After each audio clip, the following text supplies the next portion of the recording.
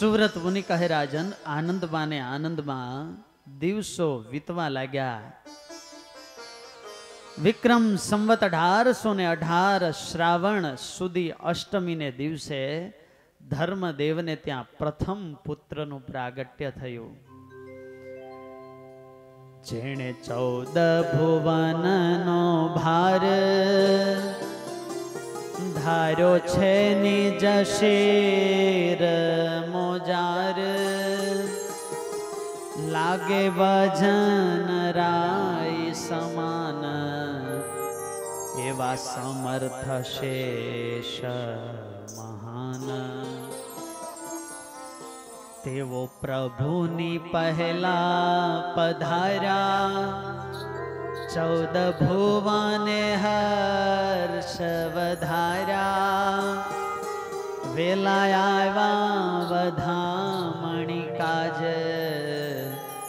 કયું પધારે છે મહારાજ. જે શેષ નારાયણની ફણા ઉપર રાયના દાણાની જેમાં પૃથ્વી રહી છે, ભગવાનના પ્રત્યેક અવતારની અંદર રામાવતારમાં લક્ષ્મણ રૂપે તો કૃષ્ણાવતારમાં દાઉ ભૈયા રૂપે આવેલા એ જ શેષ નારાયણ આજે ભગવાનની સેવામાં વેલા આ ભૂમંડળની અંદર પધાર્યા છે.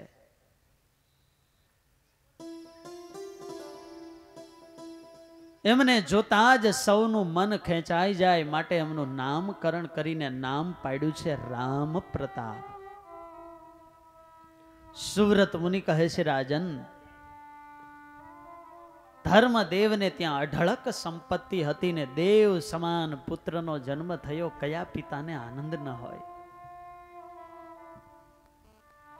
પોતે દાન તો આપતા પણ અઢળક દાન આપવા લાગ્યા છે. સોના અને ચાંદીના ધાતુ પાત્રો ધર્મદેવે દાનમાં આપ્યા છે અને ચારે બાજુ ધર્મદેવની કીર્તિ વધવા લાગી. માણસની જેમ જેમ કીર્તિ વધે એની સાથે સાથે જેના શત્રુઓ પણ વધતા જતા હોય છે. આ નિયમ છે. દરેક વસ્તુ દરેકને ગમે જ એ જરૂરી નથી. બસ આપણા દિલની અંદર એવી કોઈ મેલી મુરાદ ન હોવી જોઈએ. અજાત શત્રુ એટલે શું? પોતાના કોઈ શત્રુ ન હોય, બીજા એને શત્રુ માનતા હોય તો એ મુબારક છે. ધર્મદેવનું આટલું પવિત્ર નિષ્કિંચન જીવન છે. ધર્મદેવની કીર્તિ વધવા લાગી અને એને લઈને કેટલાક અસુરો ઈર્ષાની આગમાં બળવા લાગ્યા. દુર્વાસા મુનિએ શાપ આપેલો એને કારણે આ બદ્રિકાશ્રમના ઋષિ મુનિઓ તો આ ભૂમંડળની અંદર આવ્યા, પણ એમને હેરાન પરેશાન કરવા માટે પૂર્વના એ અસુરો પણ વેરને યાદ કરીને ભગવાનના ભક્તોને કષ્ટ આપવા માટે આવેલા. ભગવાનને સૌથી વાલા એના ભક્તો છે. એના ભક્તોને દુખી કરીએ ને તો ધર્મ માર્ગનો નાશ થાય ને ધર્મનો નાશ થાય તો વાતાવરણ જ એવું કલુષિત બની જાય કે ભગવાન આવી શકે નહીં. માટે અનાદિકાળથી આ નિયમ રહ્યો છે કે આસુરી તત્વો હંમેશા દૈવી તત્વોના શુભ કાર્ય રૂપી યજ્ઞની અંદર હાડકા નાખતા જ આવ્યા છે. કોઈ વ્યક્તિ ભલે એકલી હોય પણ જો ભગવાન એની સાથે હોય ને તો એ એકલો હોવા છતાંય બહુમતીમાં છે. જાજા લોકો હોય એ સાચા જ હોય એવું નિયમ નથી. આ બધા અસુરો એકત્રિત થયા, ધર્મદેવની કીર્તિ ખમી શક્યા નહીં ને મીટિંગ કરી કે આપણે શું કરીએ તો ધર્મદેવ ગરીબ થાય, કંગાલ થાય. ઈર્ષા દેખે દોષ પરના, ભાળે નહીં પોતાની ભૂલ. અમાપને જાય માપવા, વળી કરે અમૂલ્ય મૂલ્ય. ધર્મદેવને આંગણે આવીને ભિક્ષા માગે, અન્ન ધન વસ્ત્ર માગે કે આપણે એટલી ભિક્ષા માગીએ ને કે ધર્મદેવ ગરીબ થઈ જાય. પણ વાલા ભક્તજનો, સૃષ્ટિ થઈને ત્યારથી આજ સુધીનું એકેય દ્રષ્ટાંત એવું નથી. ગાંધીજી એવું કહેતા કે કોઈ વ્યક્તિ દાન દેતા દેતા ગરીબ થઈ ગયો હોય ને એવો દાખલો મેં મારા જીવનમાં જોયો નથી. કોઈને આપણે આપીએ, અરે એક પૃથ્વીને એક દાણો આપો તો 1000 દાણાનું ડુંડું કરીને આપે છે. જ્યારે કોઈ ચૈતન્યને આપણે સાચા ભાવથી કંઈક અર્પણ કરીએ છીએ ને, ભગવાન અનંત ગણું કરીને અવશ્ય વહેલું મોઢું આપે છે. ધર્મદેવ જેમ દાન આપે કોઠાર ખાલી થાય એમ છપૈયા વાસીઓ સજ્જનો આવે, અરે ધર્મદેવ તમે તો ખૂબ દાન આપો છો, તમારે ત્યાં બધા આવે છે, લ્યો આટલા 2 ગાડા અનાજ તમે રાખો, કઠોળ રાખો, આટલા પૈસા રાખો, ધર્મદેવ તમે બીજાને દાન આપો. જેમ જેમ દાન આપે એમ ધર્મદેવની શ્રીમંતાઈ વધતી જાય. બીજાના દુઃખને જોઈને દુઃખી થવું હજુ સરળ છે, પણ સુખને જોઈને દુઃખી થવું ને એ તો સહજ છે. માણસની આંખમાં ઈર્ષા ભરેલી હોય તો એ બીજાના સુખને જોઈ શકતા નથી.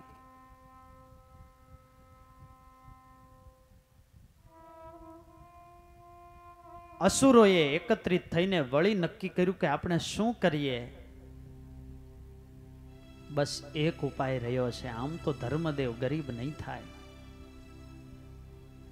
એમની પાસેથી મળેલ અન્ન ધન એનો પાપના માર્ગે ઉપયોગ કરીએ. ધર્મદેવને ત્યાં આવીને અન્ન ધન માગવા લાગ્યા. ધર્મદેવ અનાજ આપે તો એને વેચીને એમાંથી દારૂ માંસ ખરીદીને પાપ કર્મ આચરે, વ્યભિચાર કરે, માછલા પકડવાની જાળો ખરીદીને જીવોની હિંસા કરે, આવા પાપ કર્મો કરવા લાગ્યા. ધર્મદેવની પાસે પૈસા માગે અને ધર્મદેવ વળી રાજી થકા બધાને પૈસા આપે. પ્રાઘુર્ણિકાશ્ચ બહુશો ગૃહે તસ્ય નરાધિપ આગચ્છન્તિ સ્મ ગચ્છન્તિ યાચકાશ્ચાનકાંક્ષિણઃ. ધર્મદેવને આંગણે આવીને કહે કે હે ધર્મદેવ, શું કરીએ? ધર્મદેવ દીકરીના લગ્ન કરવા છે પણ પૈસાનો જોગ બનતો નથી. પૈસા વિના અમારી દીકરીના લગ્ન પણ કેમ કરવા માટે જો 5-1000 ની મદદ કરો ને તો અમારી દીકરીનો પ્રસંગ નીકળી જાય. હા ભાઈ, તમારી દીકરી એ તો અમારી દીકરી, લ્યો 5000. ધર્મદેવ પૈસા આપે. ત્યાં વળી બીજો વ્યક્તિ પાસે આવીને ખોટા આંસુડાથી રડવા લાગે, હે ધર્મદેવ, મારે તો ઝેર પીવાનો વારો આવ્યો છે. હવે તો ધર્મદેવ તમે બચાવો તો બચી શકો એમ છો. અરે ભાઈ, પણ આવું કેમ બોલો છો? ના ના, શું કેવું ધર્મદેવ તમને? જમાઈ દીકરીને તેડતો નથી, કહે છે કરિયાવરમાં 10 તોલાનો દાગીનો આપો તો જ તેડી જાઓ. મને તો ધર્મદેવ હવે મોત સિવાય કંઈ દેખાતું નથી. શું કરું કંઈ સમજાતું નથી. ધર્મદેવ એને સોનાનો દાગીનો આપે. ત્યાં ત્રીજું ટોળું આવે ને કંઈક નવો જ ફતવો લાવ્યો હોય. ધર્મદેવ, મારે તો જીવવા જેવું રહ્યું નથી. મારી માને ને મારા વહુને જરાય ફાવતું નથી, માટે મને જુદું મકાન મારે કરવું પડે એમ છે.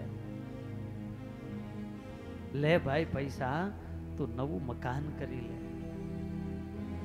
આજે ભગવાનના પિતા બધાને છૂટા મોઢે પૈસા આપવા લાગ્યા છે. વાલા ભક્તજનો,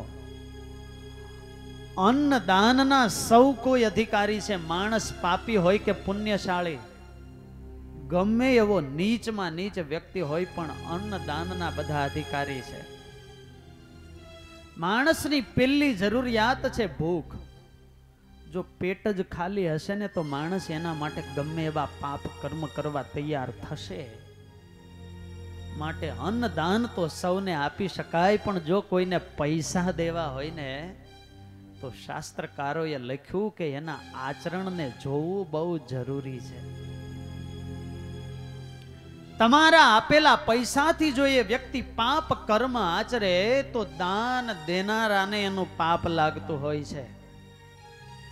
વિવેકી નરને એમાં વિચારીને જો, વિવેકી નરને એમાં વિચારીને જો, વિવેકી નરને એમાં વિચારીને જો, વિવેકી નરને એમાં વિચારીને જો.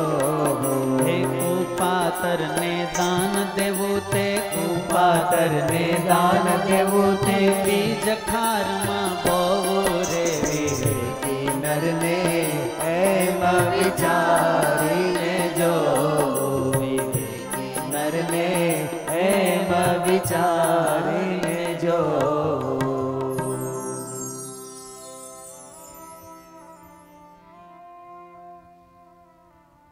કુપાત્ર વ્યક્તિને દાન આપે તો ખાર ભૂમિમાં ભાવેલું બીજ ઉગે જ નહીં, ઉલટું પ્રત્યવાય કરનારું બને છે. ભગવાનના પિતા છે પણ આજે દાનનો વિવેક ચૂક્યા છે. પાપનું ફળ ધર્મદેવને મળવા લાગ્યું. માણસના પાપ કર્મ જ્યારે જોર કરવા લાગે ને પછી એની ગમે એટલી સંપત્તિ હોય હાથમાં રહેતી નથી. લક્ષ્મી પ્રાપ્ત કરવી હોય કે પ્રાપ્ત લક્ષ્મીને ચિરકાલ સુધી સ્થિર રાખવી હોય તો પાપથી ડરવો. દૂધની અંદર પડેલું એક લીંબુનું ટીપું જેમ દૂધને ફાડી નાખે છે, એમ પાપ કર્મ આપણા તમામ સુકૃતોનો નાશ કરી નાખે છે. જ્યાં પાપ આચરણ થતું હોય ત્યાં ક્યારેય લક્ષ્મી એ રહેતા નથી. આજે માણસને જેમ જેમ પૈસા મળતા જાય ને, જેમ પૈસા મળે એમ વધારે ને વધારે પાપ કરે. લાખો કરોડો મળે, મોટા મોટા ફાર્મ હાઉસ બનાવે, જો ધ્યાન ન રાખે ને તો આ ફાર્મ હાઉસ બેફામ કરે હો.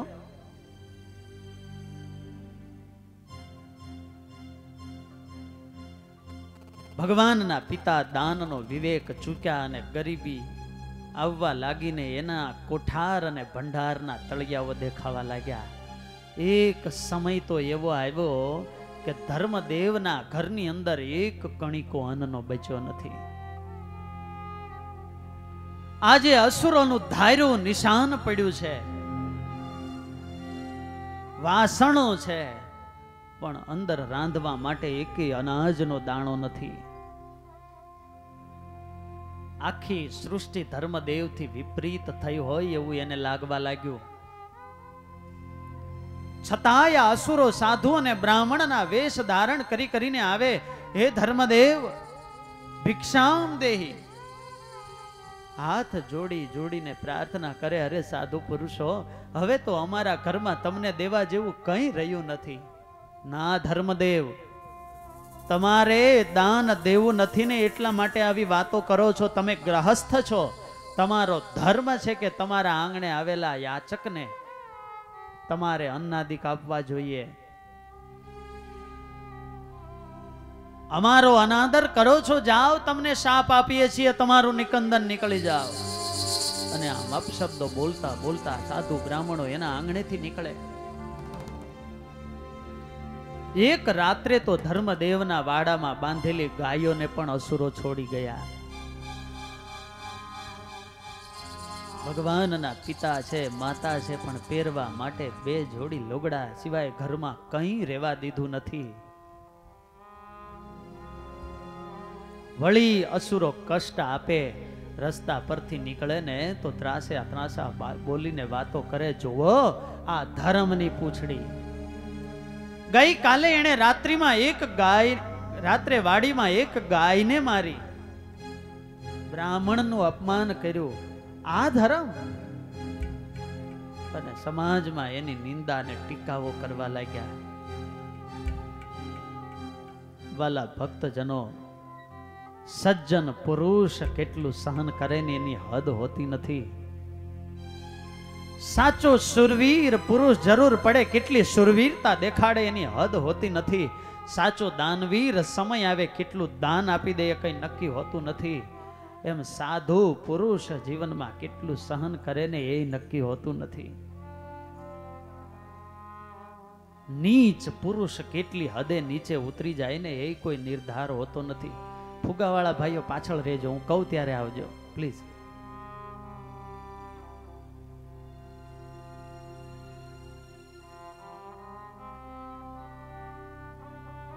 વળી બીજે દિવસે સવારે આવીને અસુરો ભિક્ષામ દેહી કહી અને માગણી કરવા લાગે.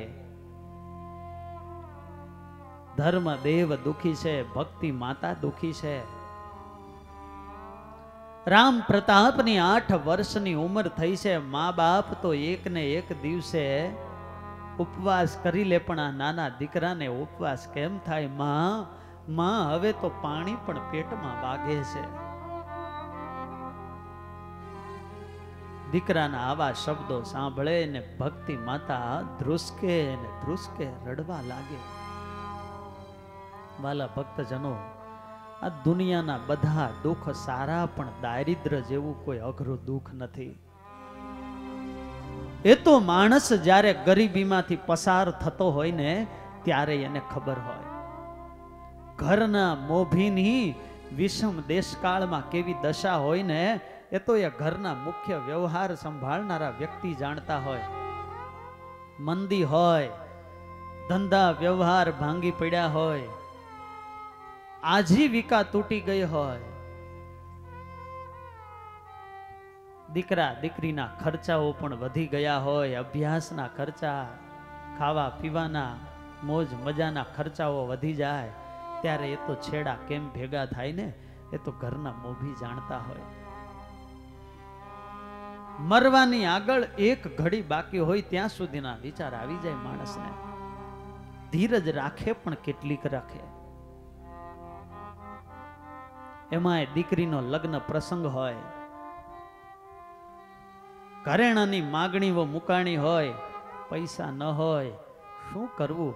કોઈની પાસે માગવા જાય ને ઉછીના પણ ન મળતા હોય ને ત્યારે એની વેદના કઈક અનોખી હોય છે.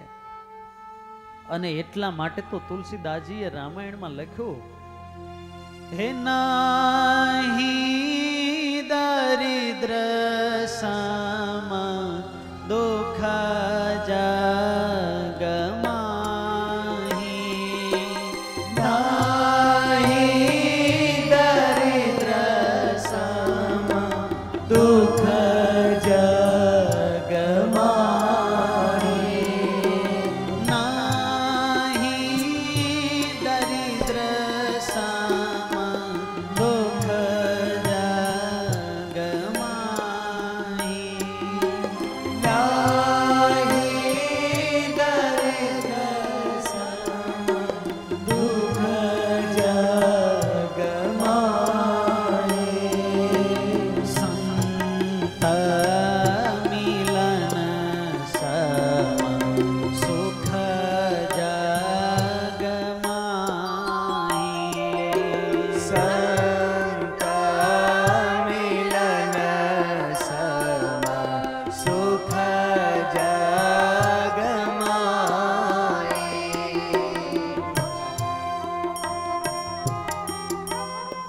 આજે ભગવાનના માતા પિતાને અન્ન ધન કઈ મળતું નથી. અન્નને અને દાંતને વેર થઈ ગયું છે. જેને ભગવાનને પ્રગટ કરવા હોય, પરમ સુખ મેળવવું હોય ને તો એને પાયામાં જીવનમાં દુઃખો પણ એટલા કષ્ટ સહન કરવા પડે છે. ભગવાનના માતા પિતા છે છતાં પણ જુઓ એની કેવી દશા છે. આ કથાઓ વાલા ભક્તજનો આપણા ગ્રહસ્થ જીવનની અંદર ઘણી ધીરજ અને પ્રેરણાઓ આપે છે.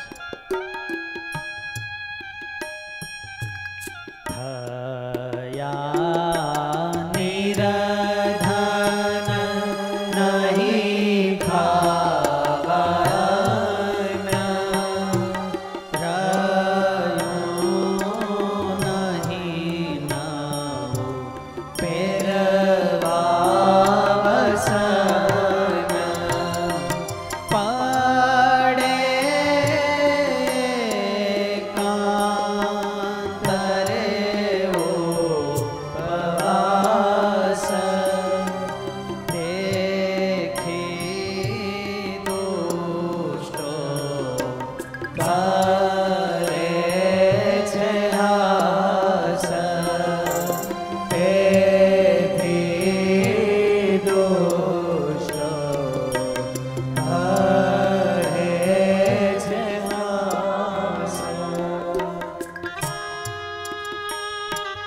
ભગવાનના માતા પિતાને બદન ઢંકાય એટલા કપડા નથી વાલા ભક્તજનો. આ કથા આપણને શીખવે છે જીવનની અંદર સમય અને સંજોગ ક્યારે માણસને ભીષણમાં લેને એનો કોઈ નિર્ધાર નથી. જ્યારે સમય પલટો ખાઈ જાય છે ત્યારે ભલભલા માણસની બુદ્ધિ કૌશલ્યતા એ પણ કામ આવતા નથી.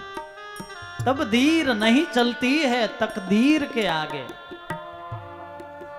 ભક્તિ માતા વિનંતી કરે, પતિદેવ આપણે બ્રાહ્મણ છીએ, તમે વૈદિક ક્રિયાકાંડ કરાવો. શું કરું દેવી, પરિસ્થિતિ જ એવી ઉલટી થઈ છે, કોઈ મારી પાસે આવતા નથી. માણસનો જ્યારે ખરો આપતકાળ આવે ને ત્યારે બધી બાજુના રસ્તા બંધ થઈ જતા હોય છે.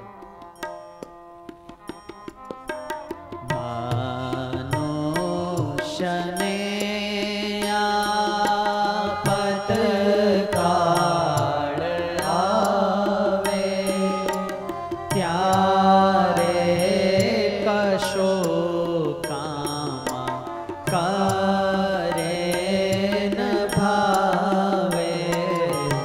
જે કામ જાણી સવળું કરે છે તથાપિ તે તો અવળું પડે છે. તથાપિ તે તો અવળું પડે છે.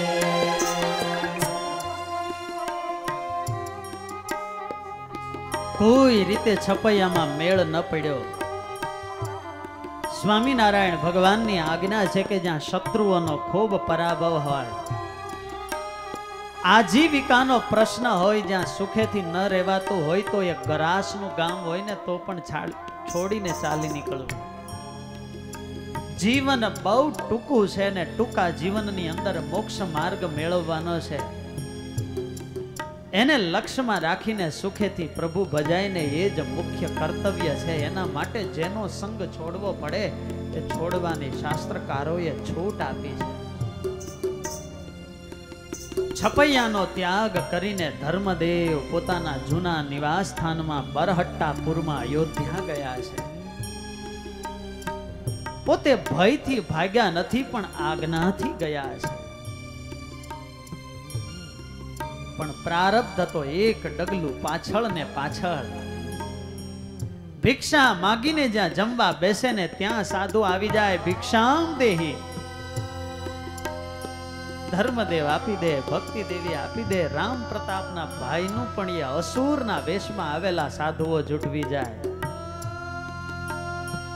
યાદ રાખજો વાલા ભક્તજનો, જીવનમાં જે સજ્જન હશે ને એને સહન કરવું પડશે. બીજા વ્યક્તિઓ એ તો ના પાડી દેશે, સજ્જન પુરુષ ના નહીં પાડી શકે. આજે જ જામનગર થી એક ફોન આવેલો સવારે કે સ્વામી 8 મહિના પહેલા તમે કંઠી પહેરાવી, દારૂ ને માવાનું વ્યસન છોડાવ્યું, હું બધા નિયમ પાળું છું ને પૂજા કરું છું, પણ ખબર નહીં 8 મહિનાથી મારી આજીવિકા તૂટતી જ જાય છે. બીજી ત્રીજી વાર ફોન કરે, મારા પર કોનો કોપ થયો છે? જીવનમાં હું ખોટું કરી શકતો નથી ને મેં નક્કી કર્યું છે કે મારે ખોટું કરવું નહીં, અને એટલા માટે મને તો બધે હવે પછડાટ મળે છે, મારે શું કરવું? ભાઈને ધીરજ આપી, ભાઈ થોડા દિવસ કષ્ટ સહન કરવું પડે. જીવનની અંદર પછડાટ આવતા હોય ને ત્યારે વિચાર રાખવા કે જ્યાં સુધી આપણને જીવનનો કે આજીવિકાનો કોઈ માર્ગ ન મળે ને ત્યાં સુધી એમ ધારવું કે કોઈ બહુ મોટો માર્ગ આપણી પ્રતીક્ષા કરી રહ્યો છે. ગમે એ રસ્તે ચડી જઈએ તો એ મોટો રાહ પણ પ્રતીક્ષા કરતો રહી જાય. માટે સજ્જન પુરુષે જીવનમાં ગમે એવું દુઃખ આવે પણ ક્યારેય ધીરજ ડગવા ન દેવી. જીવનનો ક્રમ છે કે સુખ અને દુઃખ તો આવે. માણસને જીવનમાં જે મળે છે એ અનુભવમાંથી મળે છે, અને અનુભવ હંમેશા ખરાબ અને ખોટા અનુભવમાંથી મળે છે, નિષ્ફળતામાંથી મળે છે. સફળ વ્યક્તિ ક્યારેય એની સફળતા પાછળ ચિંતન કરતો નથી. જ્યારે માણસ નિષ્ફળ જાય ને ત્યારે એના ચાર મન બની જાય છે. જેને જીવનમાં ખૂબ આગળ જવાનું લખ્યું હોય, મોટો માર્ગ કે સ્થાન લખ્યું હોય, તો એના માટે એની પૂર્વ તૈયારી કે કસોટી પણ એટલી મજબૂત હોય છે. જેને ખૂબ આગળ વધવું હોય ને એને જીવનમાં સંઘર્ષમાંથી પણ એટલા જ પસાર થવું પડે છે. તમામ રીતે જ્યારે વ્યક્તિ ઘડાઈ જાય પછી એક દિવસ એના જીવનના શુભ કાર્યની શરૂઆત થાય, પછી એવું કોઈ આવરણ હોતું નથી કે એને ત્યાંથી પાડી શકે. પણ પ્રારંભ નિષ્ફળતાને સ્વીકારીને કરવો પડે. એક સત્ય પ્રસંગ આજથી 4 મહિના પહેલાનો. હમણાં નોટબંધી પછી તો સુરત જેવા શહેરમાં મોટા મોટા ડાયમંડના કારખાનાઓ, પેઢીઓ ઉઠવા લાગેલી. એક મોટા શેઠ પૂજ્ય ધર્મવલ્લભ દાસજી સ્વામીને ફોન કર્યો કે સ્વામી મારે આત્મહત્યા કરવી છે. મને વિચાર આવે છે મારે તાપીમાં પડી જવું છે. સ્વામી કે પણ બોલને તારે કારણ શું છે? સ્વામી 50 કરોડ રૂપિયા મારા ડૂબી ગયા છે. પાગલ જેવો એ વ્યક્તિ થઈ ગયેલો. સ્વામી કે વાંધો નહીં, તારે તાપીમાં પડવું હોય તો પડજે, પણ કાલ સવારે મને એકવાર મળી જા. 4-5 જણા સાથે, આના વાળ લગર વગર, યુવાન, આંખો લાલ ચોળ. આરતી પૂર્ણ થઈ એટલે સ્વામી ઓફિસમાં એમની બાજુમાં બેઠા. રડે છે માણસ, ધ્રુસકે રડે. સ્વામી મારા 50 કરોડ ડૂબી ગયા, હવે મને જીવા જેવું લાગતું નથી, મને કઈ રસ્તો દેખાતો નથી, મારું મગજ કામ કરતું નથી. એનું બાવડું હાથમાં લઈને ધર્મવલ્લભ સ્વામી એટલું જ બોલ્યા, ભાઈ તું તો જીવે છે કે નહીં? અને માત્ર એક જ વાક્ય બોલ્યા કે 50 કરોડની અંદર તને આ અનુભવ મળ્યો ને એ સસ્તામાં મળ્યો છે. જો આ અનુભવમાંથી તું શીખવાનું શીખી લઈશ ને તો 500 કરોડ તારી રાહ જુએ છે. સાચું કે ખોટું? જેની ખોટ મોટી હોય એનો લાભ પણ. હકીકત જો માણસ અનુભવમાંથી શીખતો જાય તો એ જ નિષ્ફળતા એની સફળતાની ચાવી બની જાય છે. નિષ્ફળતા રૂપી માર્ગમાં આવનારા પથ્થરો એ જ આપણી પ્રગતિના પગથિયા બની જતા હોય છે. બસ એમાંથી આપણે શીખવાની વૃત્તિ હોવી જોઈએ. કંઈક અજુગતું જીવનમાં વર્તન બને, આપણા ઘર પરિવારમાં નીચે જોવું પડે એવી કોઈ ઘટના બને, આપણા વ્યવહાર માર્ગે નિષ્ફળતા મળે, પણ જો વ્યક્તિ પોતા પર વિચાર કરે કે મારી ભૂમિકામાં ક્યાં ફેર રહી ગયો અને એમ માનીને જો પરિવર્તન કરવાનો જીવનમાં આગ્રહ રાખે ને તો એક દિવસે વ્યક્તિ ખૂબ સફળ થાય. જે ભૂલ માટે બીજા સામે આંગળી ચીંધે છે કે બીજાને સામે દોષ જુએ છે, બીજાનો વાંક કાઢે છે ને વાલા ભક્તજનો, એ તો સફળતાથી હજારો ગાવ દૂર છે.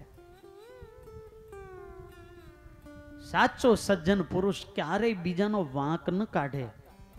બીજાનો વાંક કાઢવાને એ પણ એક અધૂરી આધ્યાત્મિકતાની નિશાની છે. મારા દીકરાએ ભૂલ કરી તો પણ મારા વર્તનમાં ફેર છે, મારા પ્રેમમાં ફેર છે, મારા પ્રોત્સાહનમાં કંઈક ઉણપ આવે છે, નહીતર મારા ઘરમાં આવેલો દીકરો આવું કરી જ ન શકે.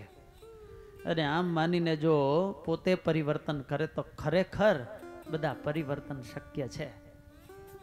સ્વામી એટલું જ બોલ્યા કે 50 કરોડના અનુભવમાંથી શીખી લઈશ તો 500 કરોડ તારી રાહ જોવે છે. અને એક વાક્યથી એ વ્યક્તિ ફ્રેશ થઈ ગયો. કેટલાને મળેલા, કેટલા લોકોએ ધીરજ આપેલી પણ કંઈ મેળ નહોતો પડ્યો. પણ આ મહાસંતના એક વચનથી સવારે 1-2 યુવાનો પૂજ્ય સ્વામી પાસે આવ્યા હતા વાલા ભક્તો, જીવનમાં કંઈક દુઃખ હોય ને, સાધુ પાસે જઈએ. જમીન હોય એવડો બંગલો ન હોય, બંગલા જેવડું દ્વાર ન હોય, અને દ્વાર જેવડું તાળું ન હોય, અને તાળા જેવડી ચાવી હોતી નાની એવી કૂચી હોય, પણ જો એ સવળી લાગી જાય ને તો વાલા ભક્તજનો મોટા મોટા દ્વાર અને બંગલા પણ ઉઘડી જતા હોય છે. સંતોની પાસેથી ચાવી રૂપ એકાદ વિચાર મળી જાય ને, એ મારું અને તેમાં તમારું જીવન બદલી જાય. એક વાર ચાવી અને હથોડીની વચ્ચે સંવાદ થયો. હથોડીએ ચાવીને પૂછ્યું, તું પણ લોખંડની ને હું પણ લોખંડની. તારા કરતા મારું શરીર મોટું, તારા કરતા વજનદાર, છતાંય તું જ્યારે તાળા પાસે જાય છે ત્યારે તાળું સહેલાઈથી ખુલી જાય છે, અને હું પાસે જાઉં તો ખુલતું તો નથી. પછી મારા પ્રહાર કરે તૂટી જાય પણ ખોલતું, અને કેટલા અવાજ કરે ને બાંકારા બોલાવે. આનું કારણ શું? ત્યારે ચાવીએ બહુ સરસ જવાબ આપ્યો, હથોડી, તું લોખંડની એ વાત બરાબર છે, પણ તું પ્રહાર કરે છે કેવળ બહારથી પ્રહાર કરે છે. હું નાની છું પણ તાળાના હૃદય સુધી પહોંચી જાઉં છું, અને એના હૃદયમાં પહોંચીને અંદરથી પરિવર્તન કરું છું ને, એટલા માટે મોટું તાળું પણ ખુલી જાય છે. અને તું માત્ર બહારથી પ્રહાર કરે છે, માટે તારાથી ખોલતું. પ્રેમથી બોલો જય સ્વામિનારાયણ. માટે પરિવર્તન હંમેશા અંદરથી આવતું હોય છે. આ દિવ્ય સત્સંગી જીવનની કથા એ અમૃતની વૃષ્ટિ છે વાલા ભક્તજનો. એમાંથી એકાદ અમૃતના બુંદનું પાન થઈ જાય ને તો મારું અને તમારું જીવન અમર બની જાય. ત્યારે આ 5 કે 7 દિવસની કથા એ તો અમૃતની એલી વરસી રહી છે. ભગવાનના માતા પિતા અયોધ્યામાં પણ ખૂબ કષ્ટો સહન કરે છે. પ્રારબ્ધ પીછો છોડતું નથી, એટલે અયોધ્યા છોડી અને વળી ત્યાંથી કાશી પધારે છે. ધર્મદેવનું જીવન ખૂબ પવિત્ર હતું. દુઃખ ખૂબ પડ્યા. છપૈયા છોડી અયોધ્યા થઈ, કાશી થઈને પ્રયાગ ગયા. રામાનંદ સ્વામીના આશીર્વાદ લઈને ધર્મદેવ વળી પાછા છપૈયા આવ્યા. ગુરુના અનુગ્રહ ધર્મદેવની સાથે છે. જીવન ધર્મયુક્ત અને પવિત્ર છે. ફૂલની સુગંધ છે ને એ પવનની દિશામાં જાય, પણ ચારિત્રની સુગંધ એવી છે કે એ તો ચારે બાજુ જાય. સ્ફટિક જેવો નિર્મળ ધર્મદેવનો આત્મા છે. એની આંખમાં ક્યારેય કોઈએ વિકારમય દ્રષ્ટિના દર્શન કર્યા નથી. કોઈના વિશે હળવો શબ્દ જેમણે ક્યારેય વાપર્યો નથી. એવા ધર્મદેવ એનો નિત્યનો ક્રમ કેવો, હંમેશા ત્રિકાળ સ્નાન અને સંધ્યા કરે. એક સર્વે થયો બ્રાહ્મણોમાં. આજે ભારતની અંદર 100 થી 150 બ્રાહ્મણો એવા છે કે ત્રિકાળ સ્નાન અને ત્રિકાળ સંધ્યા કરીને પૂર્ણ બ્રાહ્મણના ધર્મ પાળે છે. સ્વધર્મ પાલનનું ધર્મદેવને આટલું બધું તાન. સંધ્યા કાળે હોમ કર્મ કરે. ભક્તિ માતા પણ વાલા ભક્તજનો, જેના દિલમાં ભક્તિ હોય ને એ સેવા પરાયણ હોય. આ તો મૂર્તિમાન ભક્તિ છે. ઘરનું કામકાજ કરતા હોય કે ગાયોને દોતા હોય, પણ એનું મન તો ભગવાનની મૂર્તિમાં હોય. ભગવાનનું નિરંતર સ્મરણ કરતા હોય કે આ દૂધ મારા ઠાકોરજીના ઉપયોગમાં આવશે. આ બાજુ ભક્તિ માતા ગાય દોતા હોય તો આ બાજુ સંધ્યા સમયે ધર્મદેવ ગાયત્રી મંત્રનો જાપ કરતા હોય. આકાશની અંદર રહેલા દેવતાઓને પણ મનમાં એમ થાય કે આપણે ઘણાને જોયા. પતિવ્રતા એવા અનસુયા અને અત્રિને પણ જોયા, કૌશલ્યા અને દશરથને જોયા, પણ આ ભક્તિ જેવા પતિવ્રતા કોઈ નારીને જોયા નથી. સૂર્ય ચંદ્રને મનમાં એમ થાય કે સૃષ્ટિનો પ્રારંભ થયો ત્યારથી અનેકના જીવન જોયા, પણ આવું પવિત્ર જીવન તો આપણે ક્યાંય જોયું નથી. દર 15 દિવસે એકાદશીનો દિવસ આવે એટલે એકાદશીનો નિર્જળા ઉપવાસ કરે. પ્રતિપક્ષ નિરાહારો ચક્રતુ પરમાદરા. એકાદશીનું વ્રત કરે, નિર્જળા કરે અને પાછા પરમ આદરાત આનંદપૂર્વક અને ભાવપૂર્વક કરે. કેટલી ધર્મ પાલનની એક ખટક. સાચું બોલજો, એકાદશી આપણે કરતા હોઈએ પણ એકાદશી પહેલા શું વિચાર આવે? કાઠી દરબારો કહેતા હો મહારાજને, અરે મહારાજ આ માણસ મારણી ક્યાંથી લઈ આવ્યા છો? હે મહારાજ, સુખે ખાવા ન દે, દિવસે સુવા ન દે, આ માણસ મારણી. પરમ આદરથી નિર્જળા એકાદશીનો ઉપવાસ કરે. વાલા ભક્તજનો, આ માત્ર સ્વામિનારાયણ સંપ્રદાયની વાત નથી. આપણા સનાતન હિન્દુ ધર્મની અંદર દરેક સંપ્રદાયોની અંદર એકાદશીનું વિધાન છે. એકાદશીના દિવસે અન્નનો દાણો, અનાજનો કણિકો જમે ને એને માંસ ભક્ષણ જેટલું પાપ લખ્યું છે. પ્રેમ સે બોલો જય સ્વામિનારાયણ. આજે આપણા ગામની અંદર આવો દિવ્ય મહોત્સવ છે ને, ત્યારે બધા ભક્તો મનોમન સંકલ્પ કરજો આ દિવ્ય સત્સંગી જીવનના સાનિધ્યમાં. એકાદશીના દિવસે ઘરમાં અનાજ રંધાવવું જોઈએ. 3 ટાઈમ ફૂલ ભરી દઈએ. આ મશીનને ક્યારેક તો આરામ દેવો ને. ડોક્ટરો પાસે જવો ને એને હજારો ને લાખો રૂપિયા ધરવા, એના કરતા આપણી જીવન રીતિ પ્રમાણે, શાસ્ત્ર મર્યાદા પ્રમાણે રહીએ ને રોગ જ ન થાય. એકાદશીનો તો ઉપવાસ જ કરવો જોઈએ 15 દિવસે એકવાર.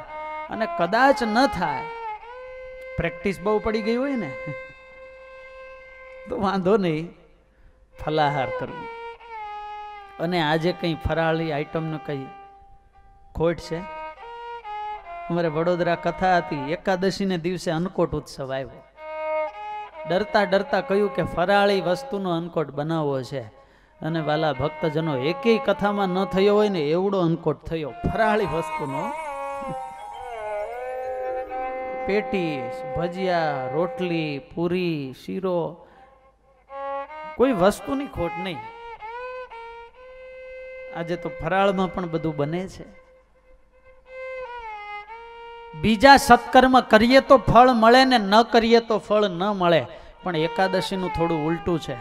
કરીએ તો ફળ મળે અને ન કરીએ તો ન મળે એમ નહીં, ન પાળીએ તો પાપ લાગે. માટે એકાદશીનું વ્રત તો કરશો. કરશો કેમ ધીરે ધીરે હા પાડો છો? પાઠશાળા છે, કરશો.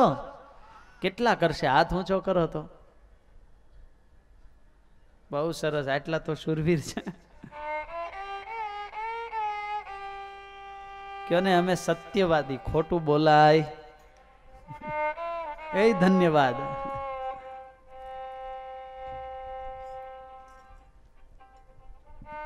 પરમ આદરથી એકાદશીનું વ્રત કરે, એ પણ કેવા સમયમાં?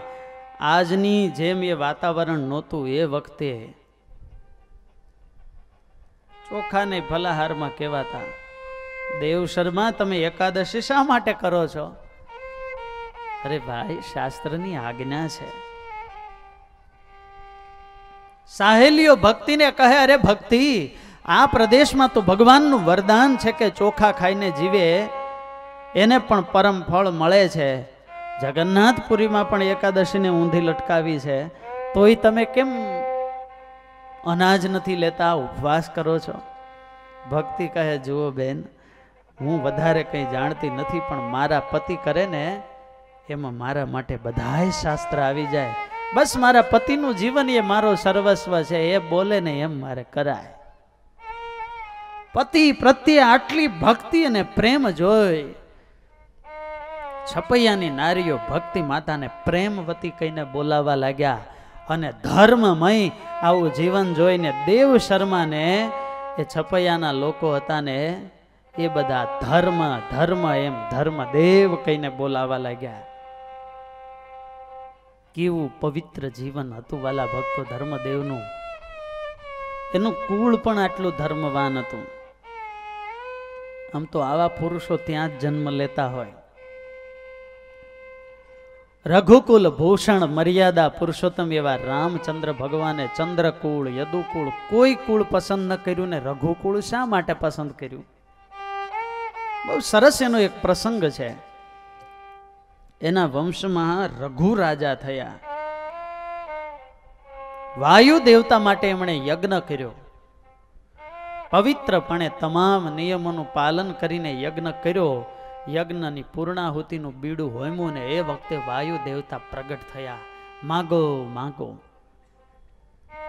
એ વખતે યજ્ઞમય જગત હતું અને યજ્ઞની પૂર્ણાહુતિમાં મૂર્તિમાન દેવતા પ્રગટ થાય એટલે યજ્ઞની પૂર્ણ સફળતા કહેવાય.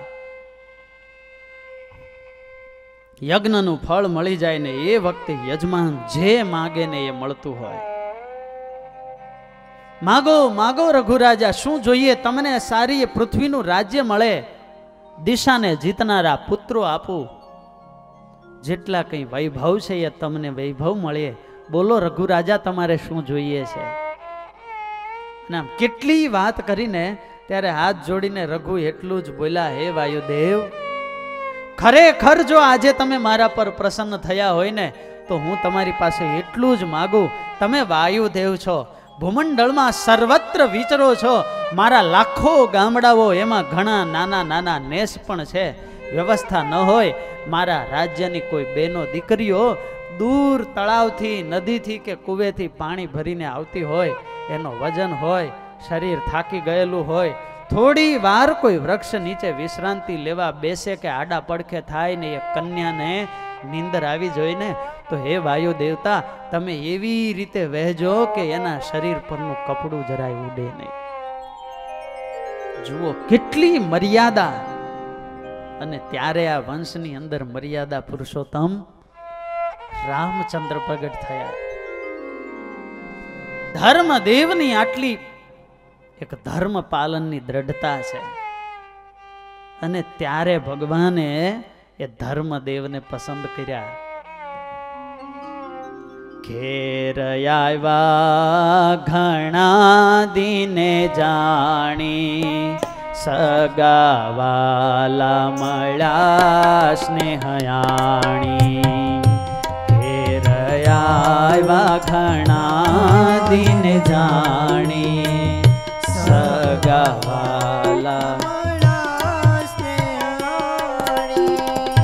ઘેર આવ્યા ઘણા દિને જાણી, સગાવાલા મળ્યા સ્નેહયાણી. ઘણા દિન જાણી, સગાવાલા મળ્યા સ્નેહયાણી. ગુરુ આશીર્વાદને બળે, દૈવી જીવ ખેચાણાએ પડે. આશીર્વાદ ન બળે, દૈવી જીવ ખેચાણાએ પડે. થયા શિષ્યો સેવા કરી સારી, અન્ન ધનયા પૂછે અપારી. શિષ્યો સેવા કરી સારી, અન્ન ધનમાં પૂછે અપારી. ધર્મદેવના શિષ્યો વધવા લાગ્યા. ધનાત ધર્મ તત સુખમ. લક્ષ્મી પણ એવા ઘરને જ પસંદ કરે છે જ્યાં ધર્મ હોય. ધર્મને મૂકી મોટા બંગલા બની જાય, કોઈ પણ માર્ગે પૈસો તો આવે, સફળ તો થઈ જવાય, પણ સફળ માણસ સુખી જ હોય એ ગેરંટી લાગે વધારે, પણ જ્યારે જાય ને ત્યારે મૂળ સોતું જાય છે. પણ ધર્મનું ધન છે એ સ્થિર ધન કહેવાય. દુઃખ દારિદ્ર નારાયું લેશ, પછી શું થયું સોણો નરેશ. દુઃખ દારિદ્ર નારાયું લેશ, પછી શું થયું સોણો નરેશ. બીજ પુત્ર જે રામ પ્રતાપ, થયા જનોઈ જોગતે આપ. બીજ પુત્ર જે રામ પ્રતાપ, થયા જનોઈ જોગતે આપ. સાલ 1826 કરો મોટો ઉત્સવ વિશે.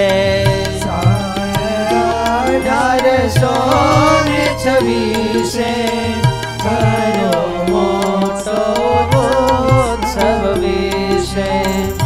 તેમાં વાવર્યું વિત વિશેષ, તેથી દુષ્ટોને વધો છે દ્વેષ.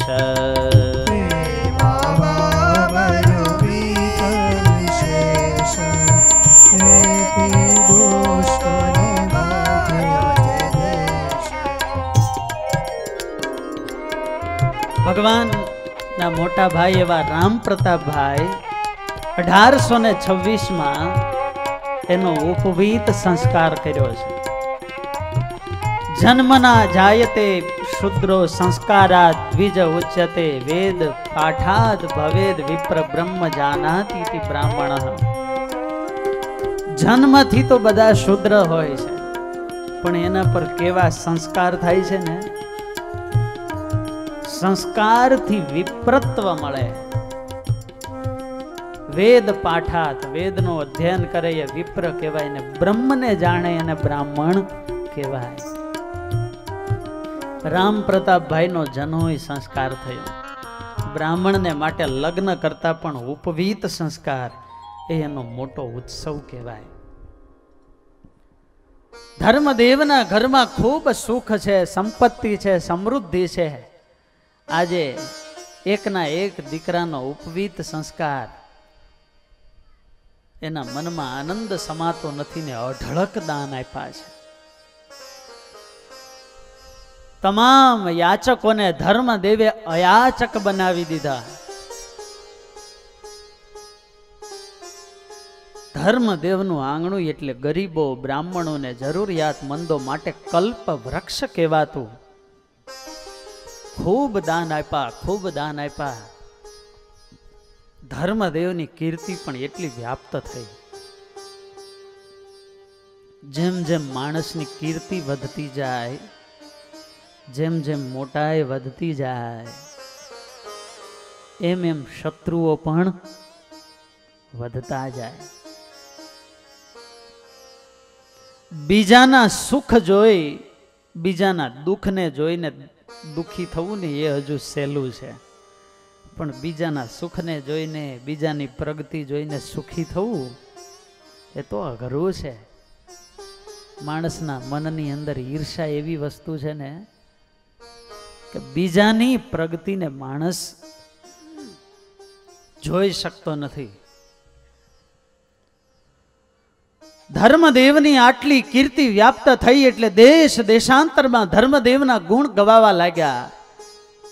અને એ વખતે પૃથ્વી ઉપર જે અસુરો આવેલા, સાધુ સંતો ધર્મગુરુઓ અને રાજાઓના વેશમાં હતા, એને સમાચાર મળ્યા ને એને થયું, અરે આ ધર્મ વળી સુખ્યો થયો.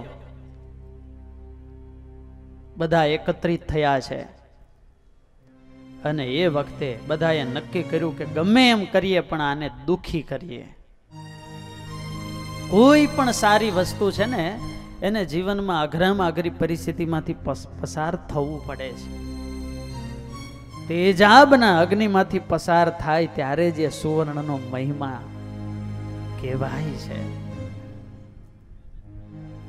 આ જ વસ્તુ ભગવાનના માતા પિતાના જીવનની અંદર ઘટી છે. કલ્પનાતીત દુઃખ ધર્મદેવ અને ભક્તિ માતાના જીવનની અંદર આવ્યા છે. અસુરોને તો જૂનો પ્લાન જ રિન્યુ કરવાનો હતો. સાધુ સંતોના વેશ ધરી ધરી અને ધર્મદેવને આંગણે આવવા લાગે. નારાયણ હરે સચ્ચિદાનંદ પ્રભુ અલખ નિરંજન ભિક્ષામ દેહી એમ બોલી ત્રિશૂળ ખોડી ચીપિયાનો અવાજ કરતા ત્રાગા લગાવીને ઊભા થઈ જાય. અતિથિના રૂપમાં જાણે સાક્ષાત નારાયણ ભગવાન મારે આંગણે આવ્યા એમ અહો અહો ભાગ્ય સાથે ધર્મદેવ અને ભક્તિ દેવી બહાર આવે. બોલો સાધુ મહાત્મા શું જોઈએ છે? અને મોં માગ્યા અન્ન, સીધા સામાન, ધન, પૈસો આપે. વળી બીજે દિવસે એના એ જ સાધુઓ આવે. અરે ધર્મ, અરે ભક્તિ, તમે બ્રાહ્મણ છો? અરે મહાત્માજી, આવું શા માટે બોલો છો? ધર્મ, શું તમે અમને દાન કરો છો કે અમને મારવાનું વિચારો છો? કેમ? આ તમારા ઘરનું અન્ન ખાધું અને અમે બીમાર પડી ગયા. અમારું ધર્મ ગુરુ પદાનું જે સ્થાન છે એને તમે છીનવવા માંગો છો ને એના માટે આવું દૂષિત અન્ન આપો છો અમને. અને એમ કરી અને ધર્મદેવને સામેથી વળી ખીજાય. અરે મહાત્માજી, આવું શા માટે બોલો? ના ધર્મ, અમે સાચું બોલીએ છીએ. અમને હવે સમજાય છે કે આટલો આગ્રહ કરી કરીને અમને તમે અનાજ નથી આપતા, અમને ઝેર આપો છો. અને માણસને ભૂલ કાઢવી હોય ને તો ગમે ત્યાંથી, ઘણાને સ્વભાવ હોય ને દૂધમાંથી પણ ફોરા કાઢે. જગતની રીત છે. જેને ઝઘડો જ કરવો છે એને તો ગમે એ વસ્તુ મળી જાય. ધર્મ, અમારાથી તમે ઊંચા છો એવું દેખાડવા માટે આ બધું નાટક કરો છો. આ કળિયુગની અંદર કોણ ત્રિકાળ સ્નાન અને સંધ્યા કરે છે? તમારા પવિત્ર જીવન જોઈને કોઈ અમારી પાસે આવતું નથી. નિત્ય નવા બાનાઓ લઈને ધર્મદેવની સાથે આ જગત ઝઘડો કરવા લાગ્યું. વાલા ભક્તજનો, આ જગતની અંદર જે સજ્જન હોય ને એને સહન કરવું પડે. દુર્જન હોય ને એ તો સામે કહી દે. પણ જે ખરેખર સાચા માણસો છે એને જ સહન કરવું પડતું હોય છે. છતાંય હસતા હસતા ધર્મદેવ બધું સહન કરે છે. ગમે એટલી આપણે વ્યવસ્થા કરીએ, ગમે એટલું ધ્યાન રાખીએ, છતાં પણ અમુક દુઃખ તો એવા હોય છે કે આપણે ધારીએ ને તો પણ ટાળી શકતા નથી. અને એના માટે ગીતાના બીજા અધ્યાયમાં ભગવાન શ્રી કૃષ્ણએ અર્જુનને કહ્યું કે હે અર્જુન, એના માટે તો એક જ ઉપાય છે, તાન તેતિક્ષસ્વ ભારત. હે ભારત, તું એને સહન કર. જે તારા અધિકારના છે, તારા હકના દુઃખ છે, જે દુઃખે કરીને તારા જીવનની અંદર ઘણું તને શીખવા મળવાનું છે, એ જીવનને માટે આશીર્વાદ રૂપ જે પડકાર આવે છે ને એને તો દરેકે સહન જ કરવા પડે. અને મુશ્કેલી જેટલું માણસને શીખવે છે એટલું સફળતા શીખવતી. હવે બીજી વાર કથા થશે ને, મંડપ હશે ને, તો પહેલા જ મારે કહેવું પડશે કે જો ભાઈ વિડીયો રેકોર્ડિંગ છે, તો કે હા, તો કે ત્યાં કપડું મરાવો.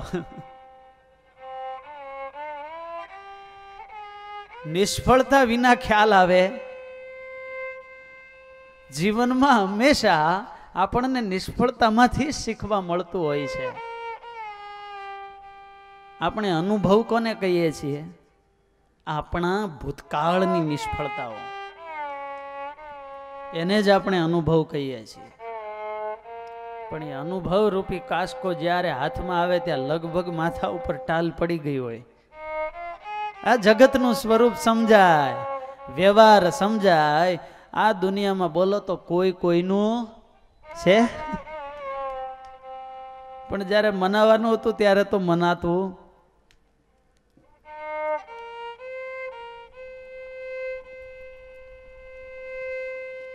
ધર્મદેવ દેવ દર્શન કરીને પાછા આવતા હોય ત્યારે બહાર ઓટે ચોકમાં ચૌટામાં એ ચંડાળ ચોકડી બેઠી જ હોય અને એ ઓટે બેઠા બેઠા એને બીજું કંઈ કામ હોય. ભારતનો વિકાસ કેમ ન થયો એનું કારણ શું ખબર છે? ભારત પાછળ રહી ગયું એનું એક જ કારણ છે, ઓટા. પ્રેમથી બોલો જય સ્વામિનારાયણ. દેશમાં ને દુનિયામાં શું ચાલે છે ટીવી ચેનલ પણ ન ખોલવી પડે. 5 મિનિટ ઓટે બેસી આવો ને આખા ગામમાં કયા ઘરમાં શું ચાલે છે ને બધા સમાચાર.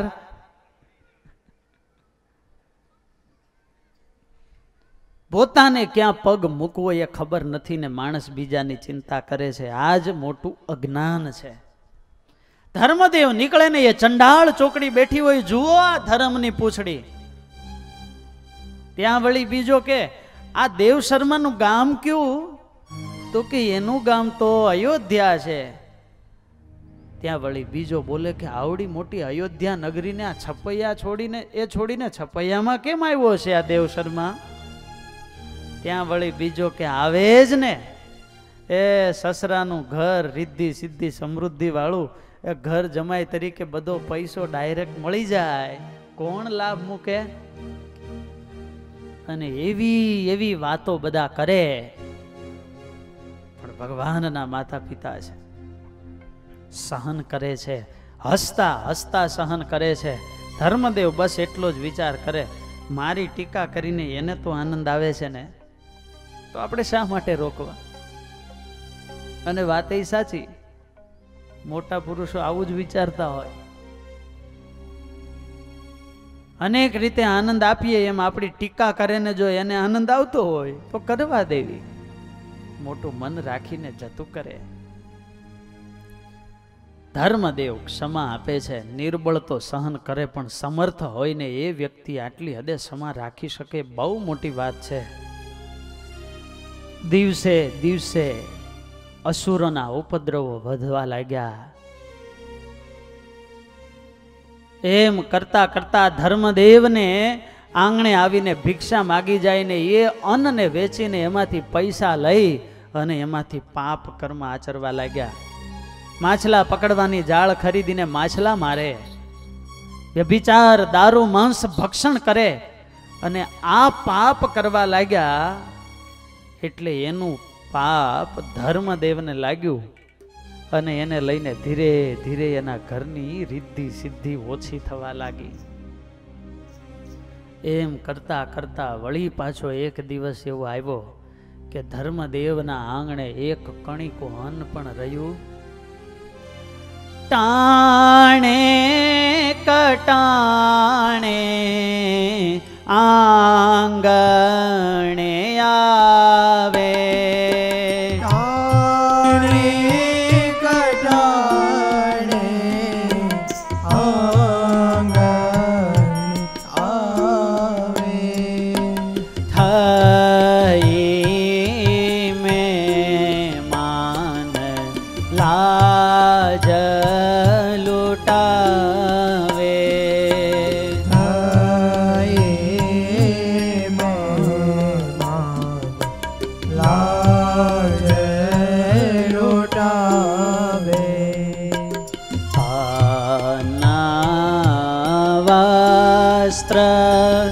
નરયું આવાસ કરે કાં તરે ઉપવાસ,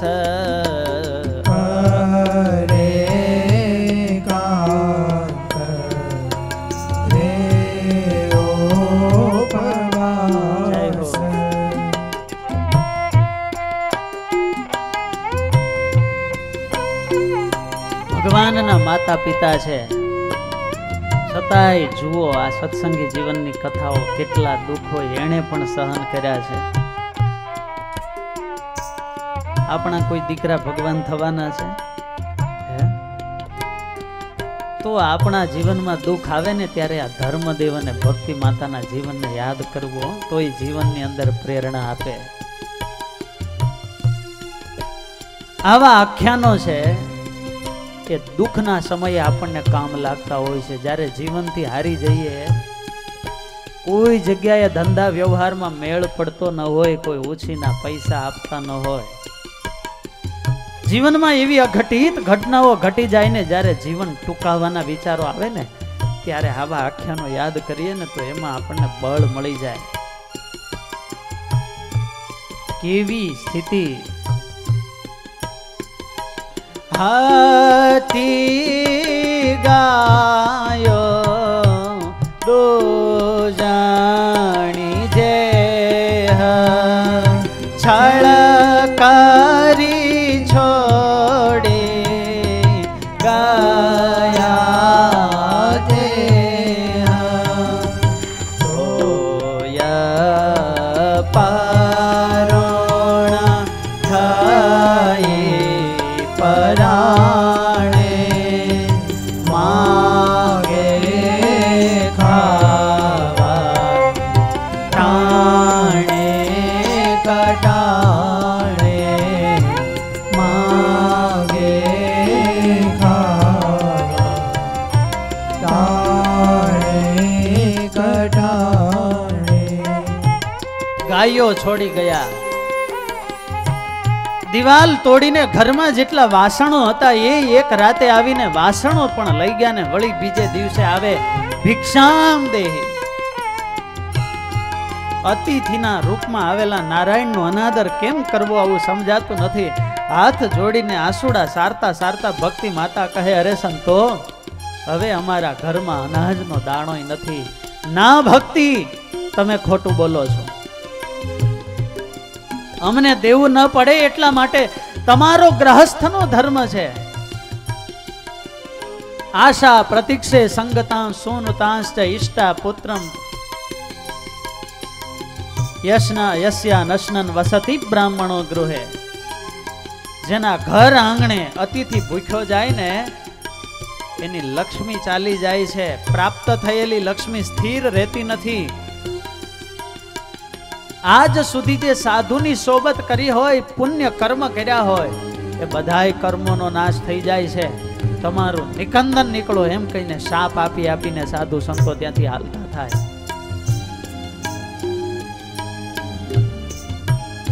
વર્ષો પછી થોડા સુખિયા થયેલા ને વળી દુઃખ આવ્યું. કયા ઉપચારે પતિદેવની સેવા કરવી અને કઈ ભક્તિ માતાને સૂઝતું નથી.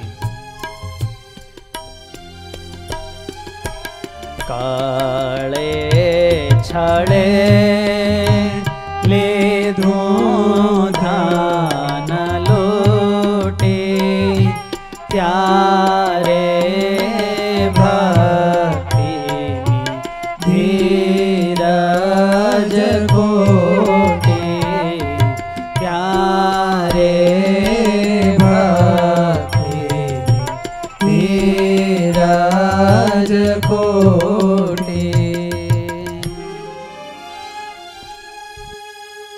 ભક્તિ માતાને દુઃખ પોતાને દુઃખ પડે છે, એનું દુઃખ નથી. લગ્ન વખતે સસરા બાલ શર્માએ કહેલું કે ભક્તિ,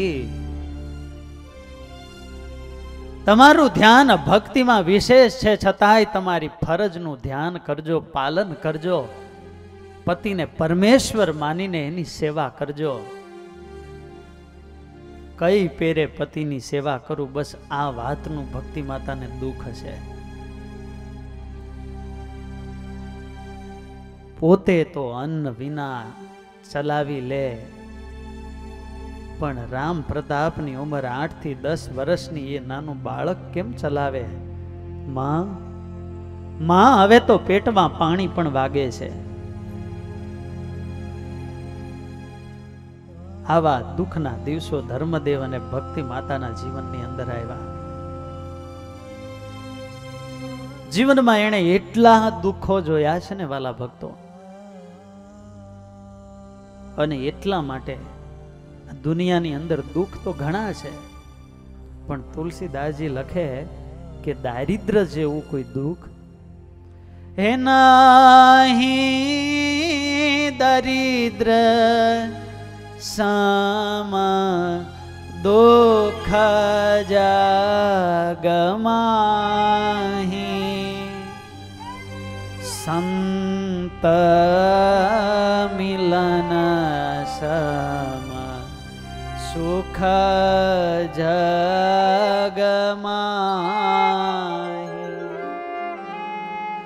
ગરીબીનું દુઃખ કેવું હોય એ તો ઘરના મોભી જે વ્યવહાર સંભાળતા હોય ને એને ખ્યાલ હોય.